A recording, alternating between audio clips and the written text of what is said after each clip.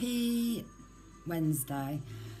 Oof, I've had a funny old week, so I think I'm just going to do a shitload of videos and just be a bit self-indulgent just to get it all off my chest, because this is what I've been thinking about this last week, really. I've had a really funny week of like triggers and not even triggers, you know, deliberate ones. What projections, that's it. I've been triggered and I've blown just once.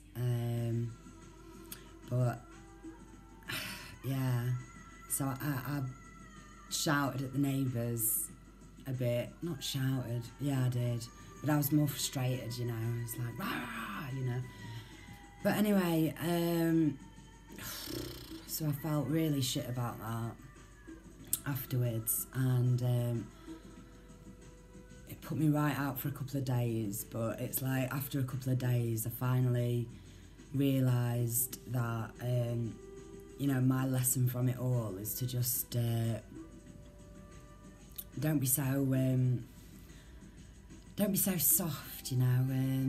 It's like I was thinking, because what happened was the little neighbour, the 7-year-old who comes round, I told her, well, I was asking her, please be quiet. They were screaming, running around. I was trying to put the baby to sleep upstairs, and as she fell asleep, the little girl from next door screamed and woke her up, and she wasn't happy, and oh, it was all just...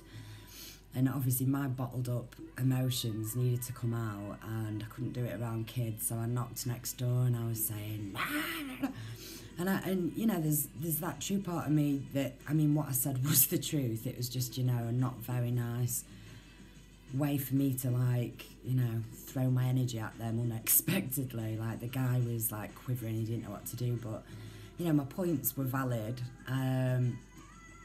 And, you know, I know it sounds judgy, but they don't seem to really give that much of a shit. Hence why she's a bit of a dick sometimes. Oh, can you say that? A 7-year-old's a dick. It's not her fault, it's the parents. Mostly. Yeah. And that's why I had to go at him. Look, I'm talking myself into it as well. The point is that I finally, obviously I've got a lot about that. My point is that, yeah, the lesson for me was it's not their fault, it's not her fault.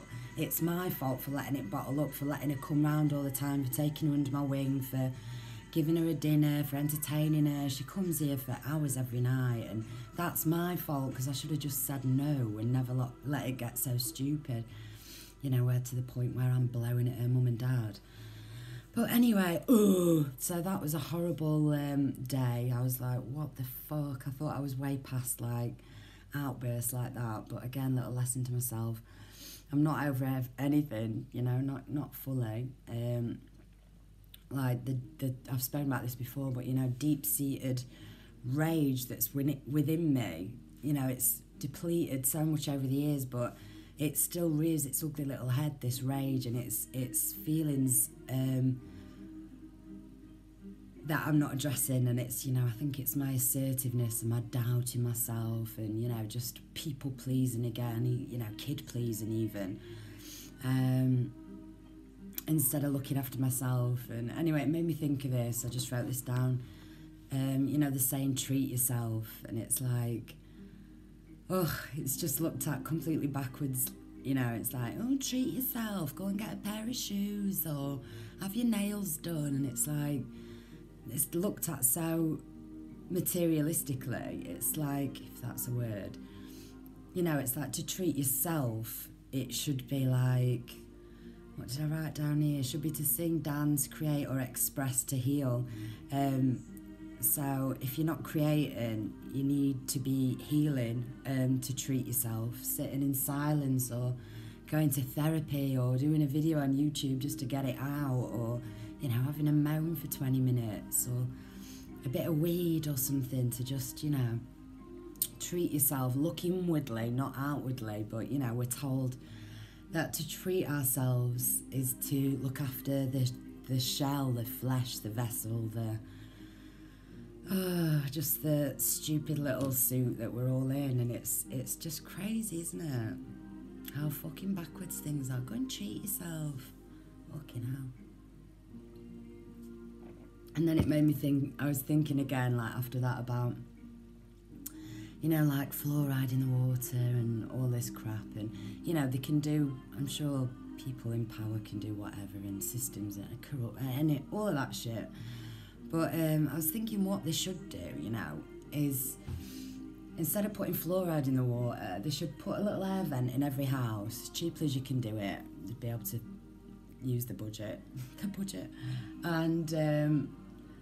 and then they should pump weed into the room once a day for like 20 minutes or something, not enough to make you cough, and it would be safe for the kids, maybe just CBD oil or whatever, and pump that into the environment, just so everybody can just look inwardly a little bit more, just for a little bit, and they can just take the edge off.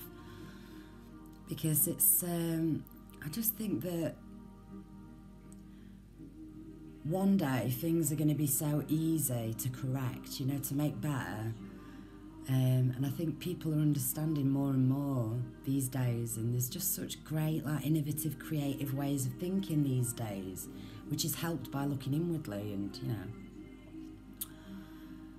it's just like, hopefully soon, you know, these creative, innovative people that, like, we're all becoming these sort of like free souls, hopefully we can get the courage and shed the ego enough to just, you know, create whatever you want to do and go for it, and ideas will change, and just things will be changed for the better one day. Hope so.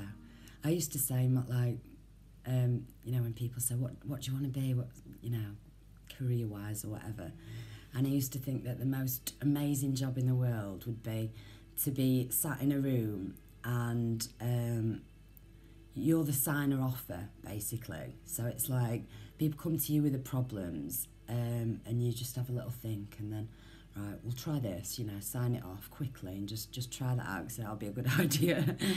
And then, you know, Sandra, you do this for me, blah, blah, blah. Take the budget from that, and maybe I want to be Prime Minister.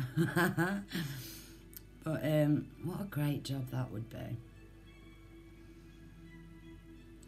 I couldn't be bothered though, you know, on a day off. But it's like, the point is, it's just like how free your soul can get to create or to imagine your future or what you could be. Like, I had a little moment earlier, and it was just like freedom, and it was just amazing, but it was still with this sort of realisation that everything is perpetuated internally. And so it's like,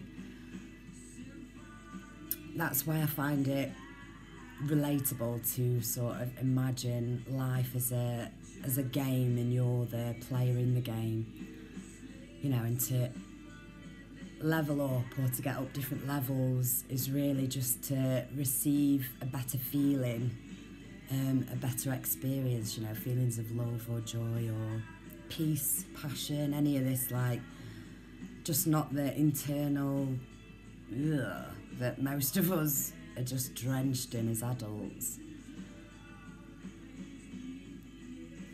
Oh, it'll be great. One day, I think, like, schooling should change, and it will, hopefully, and, you know, just everybody can just, oh God, I shouldn't have been born in this century. Or maybe I should have. Maybe this is why. I just think it will be a much better life one day. It's just, there's just such a shitload of purging for people to do, and it's like, it shocks me, you know, when you're on such a self-reflective mindfulness sort of path, that when I do, like, you know, little projections like that, or I sit with the feeling of rage within me, and I have to address what it is, where it's come from. And once you stop blaming and going, it's because of that, or, you know, you cut the ties, it's not because of them next door, it's not because of my ex, it's not because of this, that or the other, you know. It's because of yourself, really, and you're disappointed in yourself because you're covered in, you know, layers of trauma and pain and ego, and, like, yeah, we're just like quivery little worms trapped in boxes, and it shouldn't be like that collectively, you know. But even the people who are talking about stuff like this are going through it, and then if you think about, you know, your average Joe who's like completely bought into, you know, mainstream or materialism or just easy life or whatever,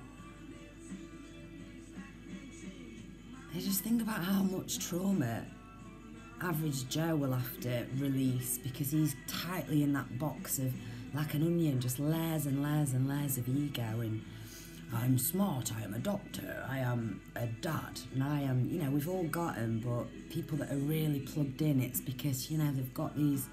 I drew a little picture of it the other day because it was just like, and really we're just like, we need to break the boxes and the fucking lid down and let the layers out so they can connect up, and it's just weird, isn't it?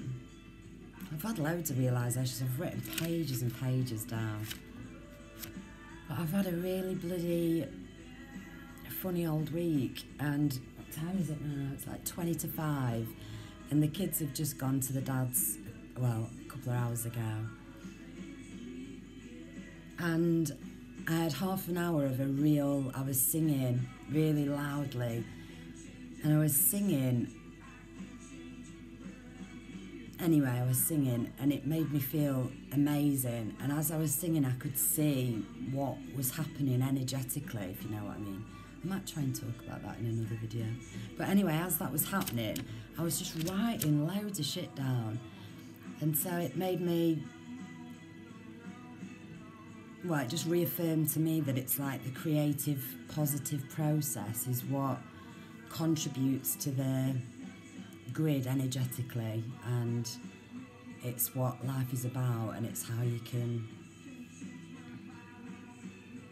get up some levels and shed some layers, I think. I don't know. Anyway, I'm going to leave this for now because I've got so much I want to talk about. Some fucking, yeah, that was another realisation, you know, like, treat yourself. It's like, nobody has to listen to me, but I need to speak because I haven't spoken in like 10 days really out loud. It's like, oh, adult company, I haven't got any, so I have to talk to myself, and it's like talking to a sister in the camera, and so it's great. Fucking loser, I need a mate.